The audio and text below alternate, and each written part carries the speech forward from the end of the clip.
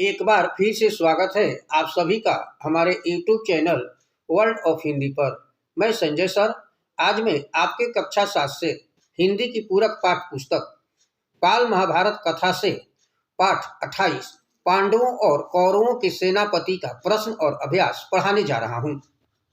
पाठ 28 है पांडवों और कौरवों के सेनापति। सबसे पहले मैं प्रश्न और अभ्यास की ओर चल रहा हूँ। मौखिक प्रश्न है, निम्नलिखित प्रश्नों के उत्तर संक्षेप में लिखें। प्रश्न संख्या 1 है, किसे पांडवों की सेना का नायक बनाया गया? उत्तर है, धृष्टद्युम्न को पांडवों की सेना का नायक बनाया गया। प्रश्न संख्या 2 है, कौरवों की सेना के नायक कौन थे? उत्तर है, कौरवों की सेना के नायक भीष्म पितामह थे। प्रश्न संख्या 3 है, कर्ण का उदंड व्यवहार सदा किसको खटकता था? उत्तर है, कर्ण का उदंड व्यवहार सदा भीष्म पितामह को खटकता था। प्रश्न संख्या 4 है, युद्ध के लिए पांडवों की विशाल सेना को कितने हिस्सों में बांटा गया था? उत्तर है, युद्ध के लिए पांडवों की विशाल सेना को 7 हिस्सों में बांटा गया था।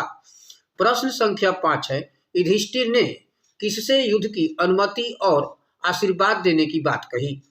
उत्तर है, युधिष्ठिर ने भीष्म पितामह से युद्ध की अनुमति और आशीर्वाद देने की बात कही। प्रश्न संख्या 6 है, महाभारत का युद्ध कुल कितने दिन चला? उत्तर है, महाभारत का युद्ध कुल 18 दिन चला था। एक प्रश्न है, निम्नलिखित प्रश्नों के उत्तर लिखें। प्रश्न संख्या 1 है, पांडवों की विशाल सेना को कितने हिस्सों में बांटा गया? उत्तर है, पांडवों की विशाल सेना को 7 हिस्सों में बांटा गया। विराट, द्रुपद, धृष्टद्युम्न, शिखंडी, सात्यकी, चेकितान, भीष्मसेन आदि 7 महारथी इन 7 दलों के नायक बने। प्रश्न संख्या 2 है, युद्ध के समय कौन कौन से राजा युद्ध में सम्मिलित नहीं हुए और तटस्थ रहे? उत्तर है, युद्ध के समय सारे भारतवर्ष में 2 ही राजा युद्ध भूमि में सम्मिलित नहीं हुए और तटस्थ रहे, एक बलराम और दूसरे भोजकट के राजा रुक्मी। प्रश्न संख्या 3 है, युद्ध के लिए अनुमति मांगने गए युधिष्ठिर से भीष्म ने क्या कहा?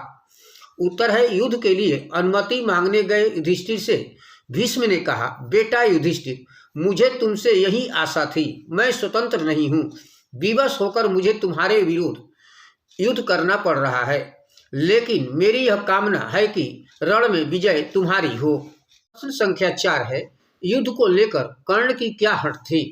उत्तर है, युद्ध को लेकर कर्ण की हठ थी कि जब तक भीष्म जीवित रहेंगे तब तक वह युद्ध भूमि में प्रवेश नहीं करेगा। भीष्म के मारे जाने के बाद ही वह लड़ाई में भाग लेगा और केवल अर्जुन को ही मारेगा। इस तरह से यह पाठ यही समाप्त हुआ।